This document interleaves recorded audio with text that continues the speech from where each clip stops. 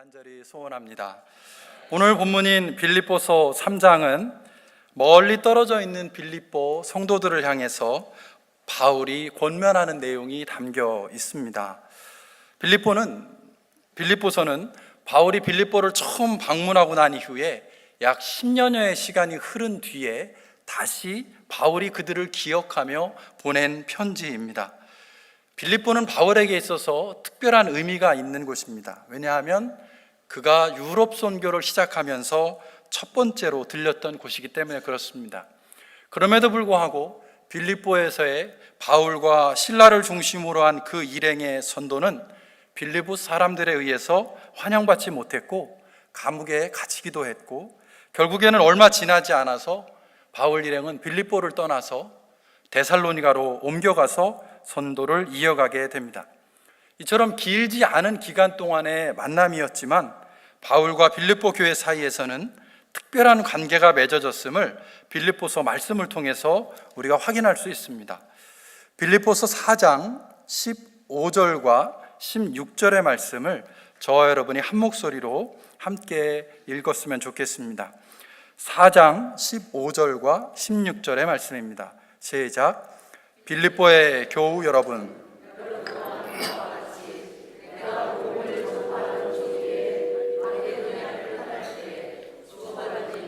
나에게 협력한 교회는 여러분밖에 없습니다.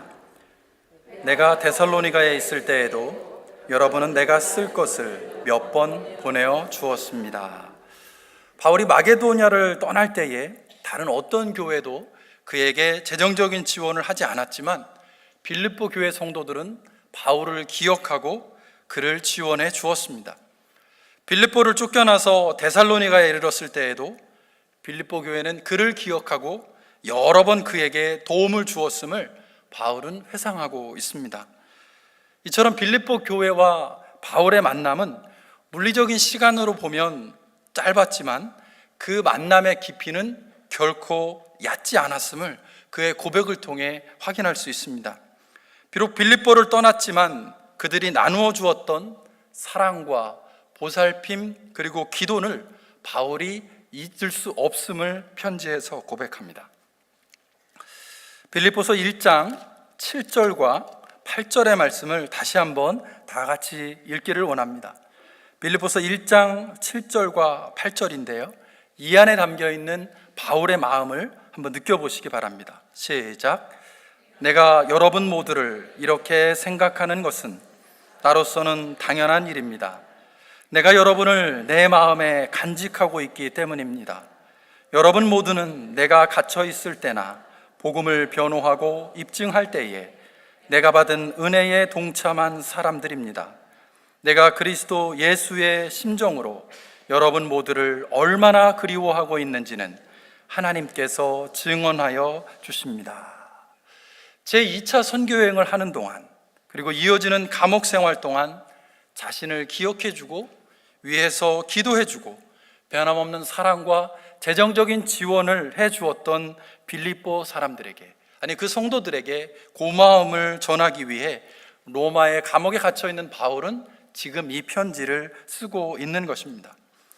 이처럼 바울과 빌립보 교회의 특별한 남다른 관계를 안다면 오늘 본문의 행간에 숨겨져 있는 사랑하고 그립지만 지금은 만날 수 없는 이들을 향한 바울의 그리움을 우리는 느낄 수 있을 것입니다. 아울러 그가 이 본문을 통해서 권면하는 내용이 그저 그런 적당한 관계에 있는 사람들을 향한 이야기가 아니라 진심으로 아끼고 사랑하는 이들을 향한 진정성과 간절함이 담겨 있는 고백인 것을 우리는 기억해야 할 것입니다. 그러면 다시 오늘의 본문인 빌립보서 3장 17절로 돌아가 보겠습니다. 제가 읽습니다. 형제 자매 여러분, 다 함께 나를 본받으십시오. 여러분이 우리를 본보기로 삼은 것과 같이 우리를 본받아서 사는 사람들을 눈여겨보십시오. 내가 여러분에게 여러 번 말하였고 지금도 눈물을 흘리면서 말하지만 그리스도의 십자가의 원수로 살아가는 사람이 많이 있습니다. 눈물의 고백을 담아서 바울은 이야기합니다. 나를 본받으십시오. 그리고 우리를 본받아서 사는 사람들을 눈여겨보십시오라고 말합니다. 바울 개인뿐만 아니라 그와 함께 그리스도의 복음을 전하는 사람들, 그리고 그들로부터 복음을 듣고 그리스도인으로 살아가려고 애쓰는 사람들을 본받고 눈여겨보고 주목하라라는 말이 여기에 담겨 있습니다. 3장 12절에서 14절에는 왜 그럼 그 사람들을, 아니 나를 본받고 주목하라는지 바울의 이야기가 담겨 있습니다. 12절에서 14절을 제가 읽습니다. 나는 이것을 이미 얻은 것도 아니며 이미 목표점에 다다른 것도 아닙니다. 그리스도 예수께서 나를 사로잡으셨으므로 나는 그것을 붙들려고 쫓아가고 있습니다.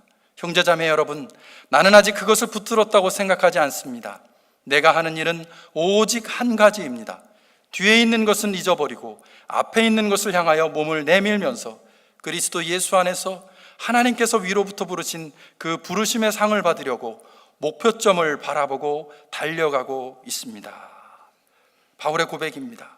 바울이 지금 무엇을 바라보고 있고 무엇을 향해 달려가고 있는지에 대해서 진지한 고백을 담아내고 있습니다.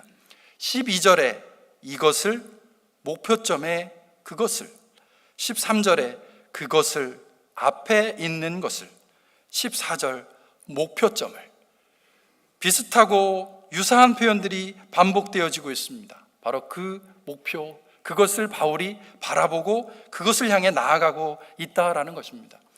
운동 경기를 하는 선수가 목표점을 향해 달려가고 있는 것처럼 바울 역시 최선을 다해서 간절한 마음으로 그것을 향해 나아가고 있다라는 겁니다. 그러나 중요한 것은 바울이 아직 그것을 얻지 못했습니다. 거기에 도달하지 못했습니다. 목표를 정했고 바라보고 나아가고 있지만 여전히 바울은 아직 그것을 손에 넣지 못했습니다. 그래서 그것을 붙잡기 위해 쫓아가고 있습니다. 얻고 싶고 거기에 다다르고 싶은 간절한 마음은 있는데 아직은 아닙니다. 그럼에도 불구하고 그는 포기할 마음이 전혀 없습니다. 그러면 아직 얻지 못했고 다다르지 못했지만 간절하게 얻고 싶어 하는 것, 이것, 목표점, 그것, 앞에 있는 것이라고 바울이 표현하고 있는 것은 무엇일까라는 겁니다. 이것, 그것, 지시대명사입니다. 그러면 앞부분에 그것에 대한 대답이 담겨 있음을 알 수 있습니다. 3장 10절과 11절의 말씀을 같이 읽으면서 바울이 말하는 것이 무엇인지 다시 한번 상고해 보았으면 좋겠습니다. 10절과 11절 말씀입니다. 시작. 내가 바라는 것은 그리스도를 알고 부활의 능력을 깨닫고 그분의 고난에 동참하여 그분의 죽으심을 본받는 것입니다. 그리하여 나는 어떻게 해서든지 죽은 사람들 가운데서 살아나는 부활에 이르고 싶습니다. 내가 바라는 것은 이라는 표현을 통해서 바울은 그가 얻기 위해서, 붙들기 위해서 쫓아가는 것이 무엇인지를 말해주고 있습니다. 반복해서 사용되어지는 단어가 있습니다. 그리스도, 그분, 그분, 그분입니다. 바울은 지금 예수 그리스도에 집중하고 있습니다. 그리스도 그분을 알고 싶고, 그리스도 그분의 부활의 능력을 깨닫고 싶고, 그리스도 그분의 고난에 동참하고 싶고, 그리스도 그분의 죽으심을 본받고 싶어 하고 있습니다. 그의 관심은 온통 예수 그리스도에 집중되어 있습니다. 여기서 우리가 주목해야 할 것은 바울의 궁극적인 관심과 목표가 11절의 말씀에 기록된 부활이라는 것입니다. 바울이 그리스도를 알고 그의 고난에 동참하고 그의 죽으심을 본받으려고 하는 것은 결국 죽은 사람들 가운데서 살아나는 부활, 그리고 그 부활을 보여주시고 약속하신 예수 그리스도를 믿음으로 자신도 부활에 이르고 싶기 때문입니다. 바울의 이런 간절한 마음이 담겨있는 표현이 어떻게 해서든지가 아닐까 싶습니다. 이 부분을 영어 성경은 이렇게 번역합니다. By any means possible. 가능한 어떤 수단을 통해서라도, if possible, 가능하다면, 지금은 어려워 보이지만 가능하다면 나는 그것을 얻고 싶고 누리고 싶다라는 바울의 간절한 고백이 여기에 담겨 있습니다. 아직 불확실하고 아직 어떻게 될지 잘 모르겠지만 그럼에도 불구하고 그만큼 간절한 갈급한 마음으로 기대하는 것이 부활임을 바울이 지금 고백하고 있습니다. 3장 7절에서 9절 말씀을 다시 한번 함께 읽을 텐데요, 이 말씀을 읽으시면서 반복되는 표현이 무엇인지 주목하시기를 부탁드립니다. 3장 7절에서 9절입니다. 시작. 그러나 나는 내게 이루었던 것은 무엇이든지 그리스도 때문에 해로운 것으로 여기게 되었습니다. 그뿐만 아니라 내 주 예수 그리스도를 아는 지식이 가장 고귀함으로 나는 그 밖의 모든 것을 해로 여깁니다.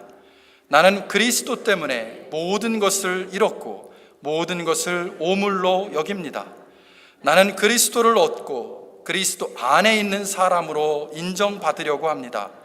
나는 율법에서 생기는 나 스스로의 의가 아니라 그리스도를 믿는 믿음으로 말미암아 오는 의, 곧 믿음에 근거하여 하나님에게서 오는 의를 얻으려고 합니다.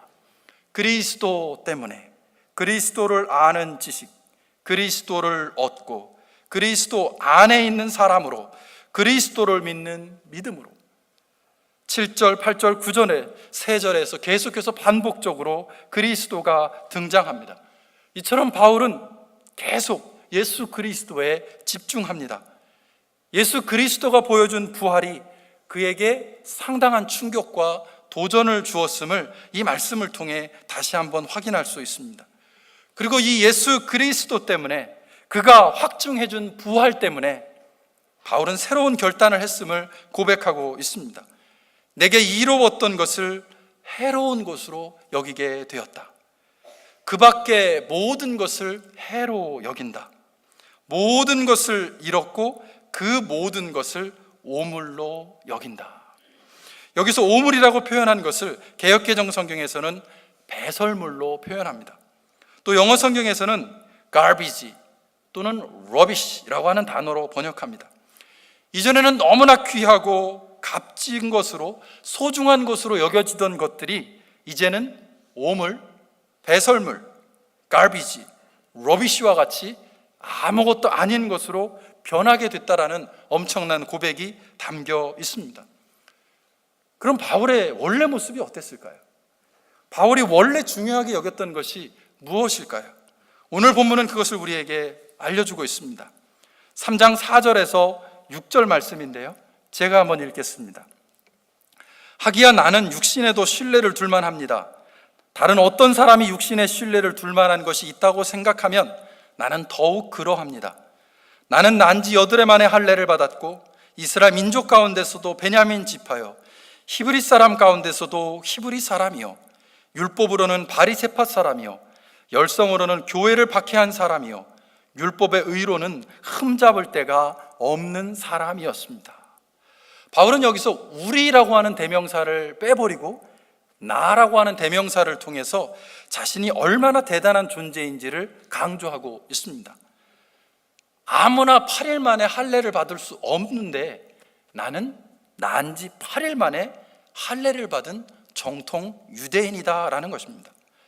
중간에 개종을 통해서 이스라엘 사람이 된 것이 아니라 출생을 통해서 이스라엘이라고 하는 선민, chosen people로 태어난 사람이 바로 나다라는 것입니다. 초대왕 사울을 배출했고 예루살렘 성과 예루살렘 성전을 그 영토 안에 가지고 있었고, 남과 북 왕조로 분영됐을 때 끝까지 다윗 왕조에 충성을 다했던 베냐민 지파 출신이 바로 나다라는 것입니다. 히브리인 부모에게서 태어난 히브리인이기 때문에 한쪽 부모가 히브리인이라 이스라엘 사람이 된 사람들과는 전혀 나는 다르다라고 하는 고백을 이 안에 담아내고 있습니다. 이처럼 바울은 태어날 때부터 특별한 특권을 가지고 있었던 사람입니다. 그런데 태어난 이후에도 그 후의 삶 속에서도 바울은 남들과는 다른 삶을 살아왔습니다. 디아스포라 유대인 출신이겠지만 다소에서 예루살렘으로 유학을 가서 당시 최고의 랍비로 인정받던 가말리엘의 문화에서 교육을 받았습니다. 율법으로는 바리새파라고 하는 것은 그 당시 율법에 대한 지식이 가장 풍성했고, 그리고 그 율법을 지키기 위해서 노력하는 사람들로 존경받던 바리새인이 바로 나다라고 하는 자부심이 담겨 있는 표현입니다. 더구나 그는 율법을 아는 것으로 그치는 머리만의 지식인이 아니라 그것을 실천하기 위해서 열정을 가지고 헌신적으로 기독교인과 기독교 공동체를 핍박했던 행동하는 지식인이었습니다. 이처럼 바울은 날 때부터 물려받은 조건으로 보나 자신이 그 이후에 이루어낸 업적으로 보나 타의 추종을 불허하는 대단한 유대인이었다라는 겁니다. 6절에서 율법의 의로는 흠잡힐 데가 없는 사람이다 라고 하는 표현은 바울이 얼마나 스스로를 자랑스럽게 여겼는지 자신감이 가득 찬, 다른 사람들과 자신을 차별하고자 하는 분명한 의도가 담겨 있습니다. 여기에서 우리는 오늘 본문과 관련해서 가장 중요한 질문을 던지게 됩니다. 오늘 본문인 4절에서 6절까지 보여주는 이 바울의 모습으로 살았던 그가 도대체 왜 7절 이하의 모습으로 변화된 것일까라는 겁니다. 6절에서 7절로 넘어가는 그 사이에 오늘 본문에는 아무런 기록이 없지만 그 사이에 무슨 일이 일어났는가라는 것입니다. 이 부분에 대한 대답을 찾기 위해서 사도행전 9장 1절 이하의 말씀을 찾아보기를 원합니다. 함께 봉독하시면서 바울에게, 아니 그 이전에 사울에게 무슨 일이 있었는지 주목해 보시기를 부탁드립니다. 사도행전 9장 1절에서 5절 말씀 함께 읽습니다. 시작. 사울은 여전히 주님의 제자들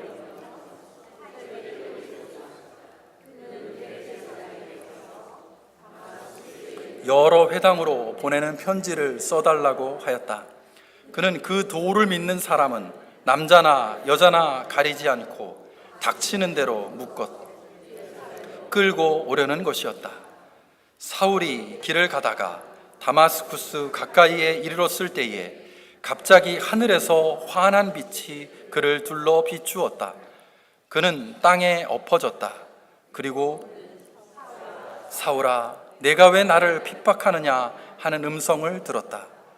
그래서 그가 주님 누구십니까? 하고 물으니 나는 내가 핍박하는 예수다.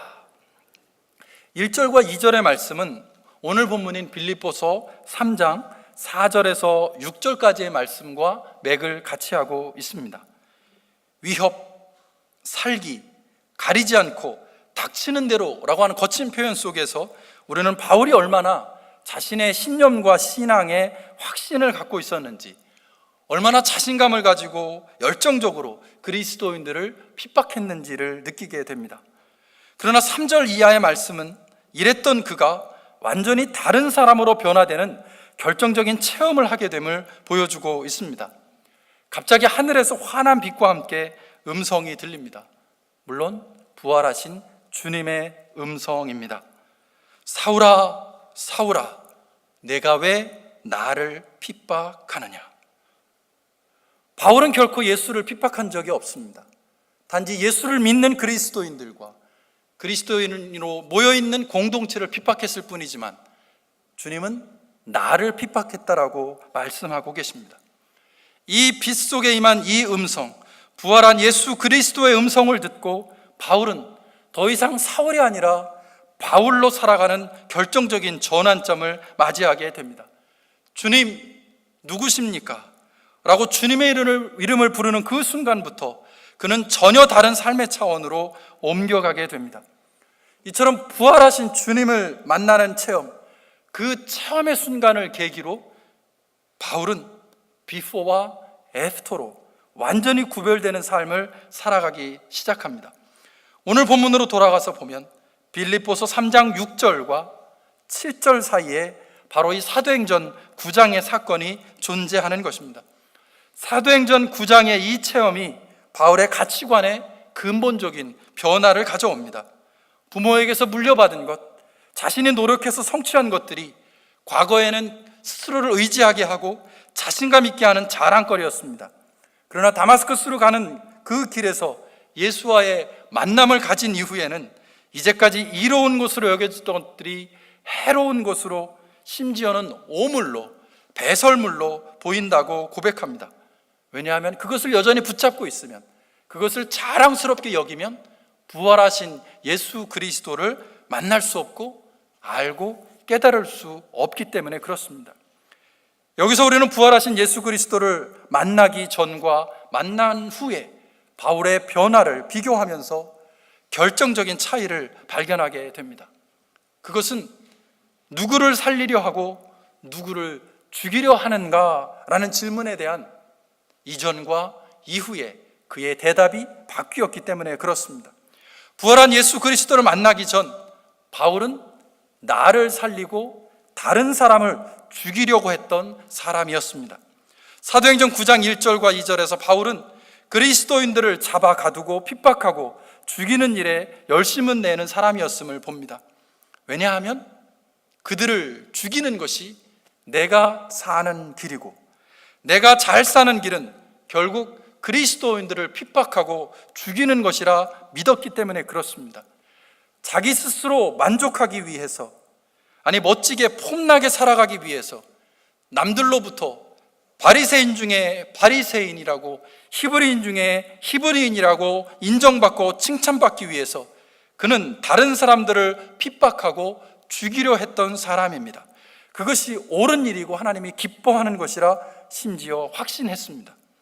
그러나 예수 그리스도를 만난 후에는 이 생각이 완전히 바뀌게 됩니다. 빌립보서 3장 10절과 11절에서 바울은 그분의 고난에 동참하여 그분의 죽으심을 본받는 것이 그의 목표라고 고백합니다. 예수의 고난과 죽음에 동참하는 것이 내가 바라는 것이다 라고 고백합니다. 왜냐하면 그 고난과 죽음의 과정을 거쳐야 마지막 단계인 부활에 이를 수 있음을 깨달았기 때문에 그렇습니다. 고난과 죽음이 없이 부활이 없음을 알게 되었기 때문에 기꺼이 그 길을 가겠다라고 고백합니다. 부활에 대한 소망으로 인해 그는 고난받고 죽는 것을 두려워하지 않게 됩니다. 그리고 내가 살기 위해서 남을 죽이는 사람이 아니라 예수 그리스도처럼 남을 살리기 위해서 내가 죽는 사람으로 살기로 결단하게 됩니다. 그리고 그 이후에는 그의 신념을 바꾸어 다른 사람을 살리기 위해서, 예수 그리스도의 복음이 살아 움직이게 하기 위해서 자신을 기꺼이 죽음 가운데로, 고난 가운데로 내던지는 삶을 살아냈습니다. 다마스쿠스로 가는 길에서 부활하신 예수님을 만나기 전에도 그 이후에도 바울은 한결같이 열심히 최선을 다해서 자신에게 주어진 삶을 살았던 사람입니다. 열정적으로, 헌신적으로 살았습니다. 그런데 그 열심과 최선, 열정과 헌신의 이유와 목표가 완전히 달라졌습니다. 그 중심엔 부활하신 예수 그리스도를 만나는 체험이 있었고, 그 부활에 대한 새로운 깨달음과 소망이 있었습니다. 이전에는 내가 살기 위해서 남을 죽이는 사람이었지만 이제는 내가 아니라 남을 살리기 위해서, 나의 유익이 아니라 다른 사람의 유익을 위해서 살아가기로 결단하는 변화가 그에게 일어났습니다. 고린도후서 4장 10절과 11절에서 바울은 이렇게 고백합니다. 우리는 언제나 예수의 죽임당하심을 우리 몸에 짊어지고 다닙니다. 그것은 예수의 생명도 또한 우리 몸에 나타나게 하기 위함입니다. 우리는 살아있으나 예수로 말미암아 늘 몸을 죽음에 내어 맡깁니다. 그것은 예수의 생명도 또한 우리의 죽을 육신에 나타나게 하기 위함입니다. 그리하여 죽음은 우리에게서 작용하고 생명은 여러분에게서 작용합니다. 죽음은 나에게서 일어나고 생명은 다른 사람에게서 살아납니다. 바울은 기꺼이 자신을 죽음에 내어놓겠다라고 고백합니다. 그래야 다른 사람들이 생명을 누릴 수 있기 때문에 그렇습니다. 바울이 예수 그리스도의 고난과 죽음을 따라 자신의 삶을 고난과 죽음에 내려놓을 수 있었던 것은 예수 그리스도를 만났고 예수 그리스도의 만남을 통해 확신하게 된 부활에 대한 믿음 때문입니다. 이 땅에서의 삶이 마지막이 아니라고 하는 것, 천국에서 영원한 생명이 있음을 확신하게 되었기 때문에 그는 부활의 소망을 따라 기꺼이 예수 그리스도처럼 고난받고 죽기로 결단합니다. 여기서의 고난과 죽음은 십자가 복음을 전하기 위한 순교일 수 있습니다. 또는 죄로부터의 죽음, 죄에 대한 죽음일 수도 있습니다. 또는 십자가의 복음을 온전히 살아나기 위해서 자기를 희생하고 자기를 포기하는 것을 의미할 수도 있습니다. 우리 가운데 복음을 전하다가 육체적인 죽음, 순교를 당할 경우는 사실 많지 않을 것이라 생각이 됩니다. 그러나 죄로부터의 죽음은 우리 모두에게 실현되어야 할 또 하나의 죽음입니다. 죄에 붙들려 살아서는 안 되기 때문에 그렇습니다. 또한 공동체의 평안과 성숙을 위해서 기꺼이 나 자신을 낮추고 나보다 남을 낮게 여기는 자기 희생과 자기 포기를 의미하는 죽음도 우리가 반드시 살아내야 할, 실천해야 할 죽음의 또 다른 모습입니다. 그것은 때로는 육체의 죽음보다 더 깊은 고통을 우리에게 요구할 수 있습니다. 낮아지기 위해서, 나를 희생하고 나를 포기하기 위해서 우리는 계속해서 우리를 깎고 다듬어야 하고 참아야 하기 때문에 그렇습니다. 그러나 부활 이전에 우리는 그 죽음의 단계를 지나야 합니다. 내가 죽고 낮아지는 그 고통을 참아내면서 다른 사람과 공동체를 살려내는 것도 예수 그리스도의 고난과 죽음에 참여하는 길임을 우리는 기억해야 합니다. 부활의 절기를 보내고 있습니다. 부활하신 예수 그리스도가 찾아오심으로 그를 만난 바울은 이전과는 전혀 다른 사람으로 변화되었습니다. 예수님을 만났다고 해서 그의 겉모습이 변한 것은 아닙니다. 그의 학력도, 그의 출생도, 그의 지식도, 그의 경험도, 그의 실력도, 심지어 그의 외모도 전혀 바뀌지 않았습니다. 그대로입니다. 그러나 그의 삶의 가치관이, 그의 삶의 방향이, 그의 내면이 완전히 달라졌습니다. 부활의 주님을 만난 사람, 그 사람은 변화될 수밖에 없음을 바울은 우리에게 보여주고 있습니다. 우리는 예수님을 만난 사람 맞습니까?